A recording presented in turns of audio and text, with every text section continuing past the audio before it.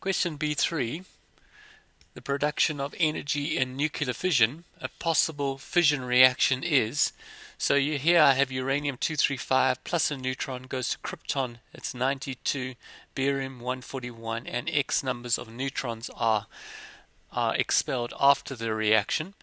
So it says state the value of X. Now in doing this I have to look at my total number of nucleons before the reaction and my total number of nucleons after the reaction. These should balance out.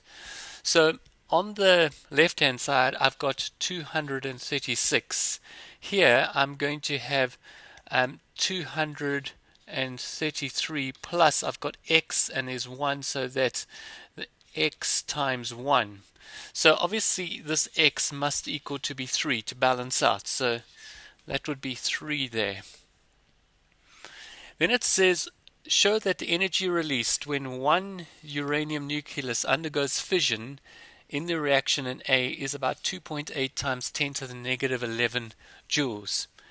Now this energy is going to come from a mass difference between your left side and the right side. So we actually need to get these masses here, and we are told what they are. We're told in mass units, atomic mass units, what they are. So on the left hand side we've got this, so we need to add those two together. On the left hand side we're going to add this 1.00867 plus 234.99333, and on the right hand side we're going to have this over here 91.90645 plus 140.88354 plus, and we're going to have 3 of these, so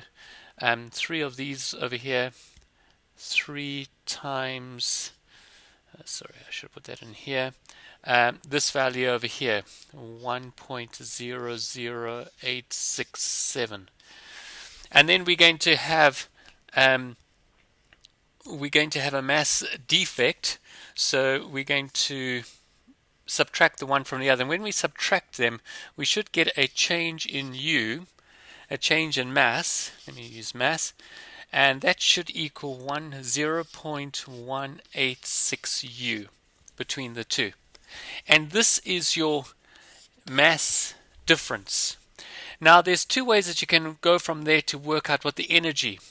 You can either convert this directly into MeV, so therefore our energy is going to equal 0.186 times, and we're going to multiply that by our value there, which is 931 MeV, and we get a total of 173 MeV, and I can convert that into joules by energy in joules is going to be 173 times 10 to the 6 eV times 1.6 times 10 to the negative 19, and that will give me my answer in joules, and that should equal, it's about 2.77, it's about 2.8 times 10 to the negative 11 joules.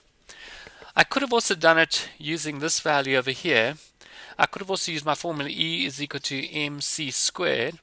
I could have converted this U into mass. So I'm going to get 0.186 times 1.66 times 10 to the negative 27. That's converting our U into kilograms, and then multiplying it by 3 times 10 to the 8 squared. And that would have given me my same answer, about 2.8 times 10 to the negative 11 joules. So going both ways, we can either convert our U into MeV and then into our joules in that way. We get our conversions for these, remember. Just remember this, it's important. Sorry, let me go back in the data booklet. we get them over here. We get our atomic mass unit. It's equal to our 1.66 times 10 to the negative 27, or 931.5 MeV. So we get those conversions there. And then it says, state how the energy of the neutrons produced in the reaction in A is likely to compare with the energy of the neutrons that initiated the reaction.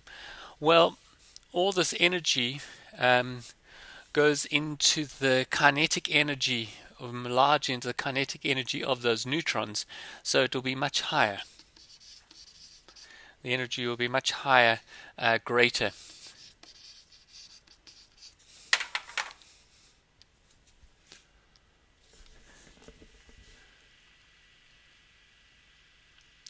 And it says, B, outline the role of the moderator. Now, the moderator reduces the speed. This reduces the speed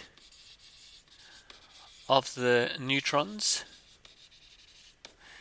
So it lowers their speed.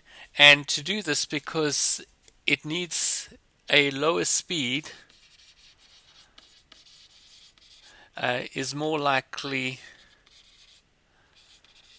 to interact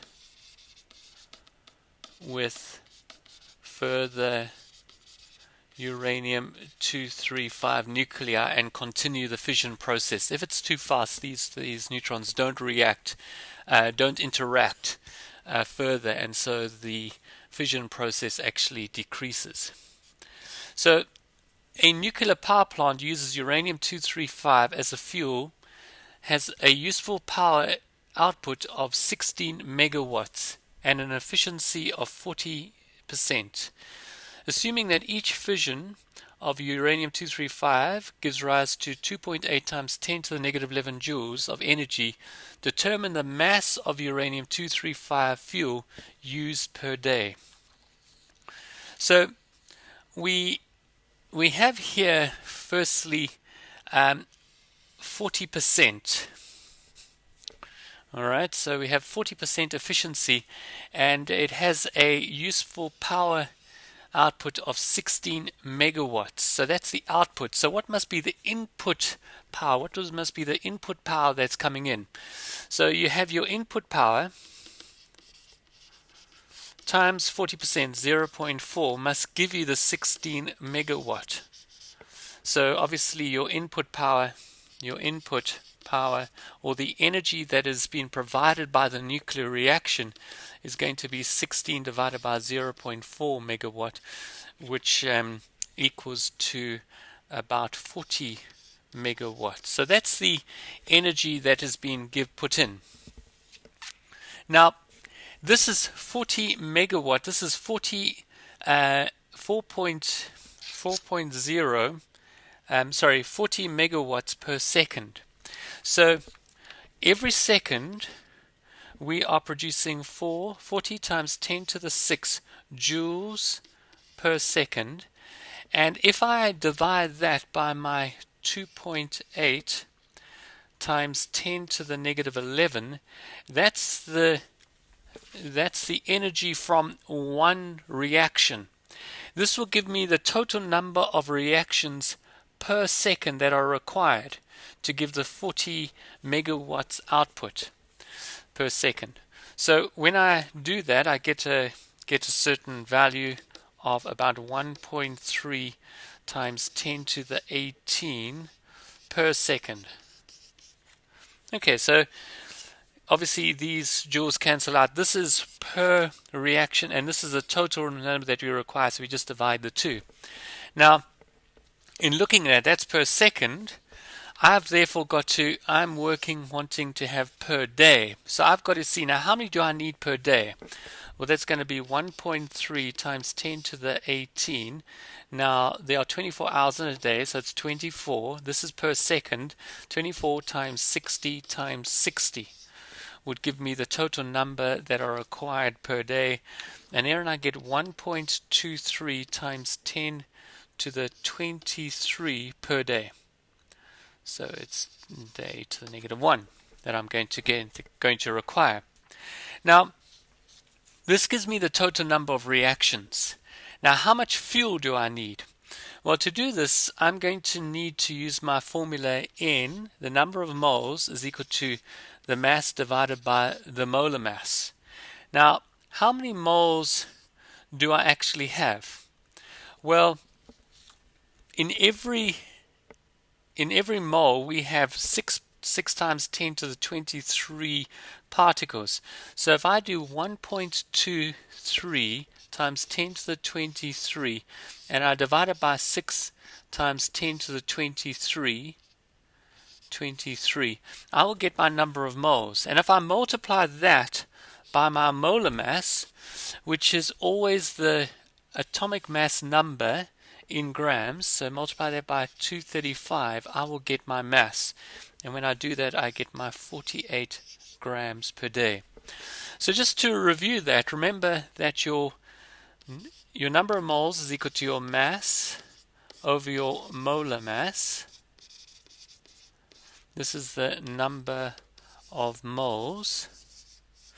And this number of moles over here is given by the number of particles that are required to make the mass number in grams. That's the number of particles in the mass number. It's about 6 times 10 to the 23 particles in 1 mole. So in this case, I've got uranium-235. So if I have 235 grams of uranium-235, I will have 6 times 10 to the 23 atoms of uranium-235.